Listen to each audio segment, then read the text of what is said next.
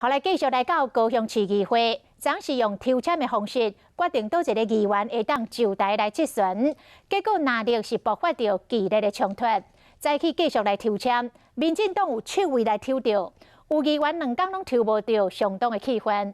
国民党一个议员今仔日运气袂歹，拢离早起顺利来质询，也毋过民进党原来有因的部，就是不管一下抽到，都是所有的议员拢做伙来质询。加强炮火。几位民进党议员徛伫台顶共同质询市长韩国瑜，因为几位民进党议员留着拢是真后壁号码，所以讲大家火气拢真大。敢若林婉如议员抽到头香1号，所以讲大家就共同利用这个时间质询，也毋过因为时间真有限，并无办法去问到市长。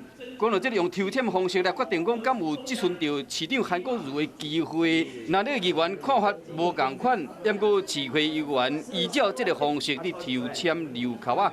那这个议员嘛，因为安尼爆发一寡小小的口角冲突。因为民进党议员一直认为讲留口啊质询的方式真正是无合理。咨询陈局市长为什么要把时间减少？这两回事。怎么会两回事呢？都是我的发言权啊！都是我的发言权。今仔日留口的过程中，44位议员有机会上台，有24位，也毋过呢，扣掉休困的时间，有可能干那22位的议员伫安全的名单。民进党议员总共留到7位，也毋过有1位是排伫第23号，有可能就无法度质询啊。也就是讲，民进党方面有可能质询的干那6位，对着以留口的方式来决定讲质询机会这个规定，时代力量表达非常的不满。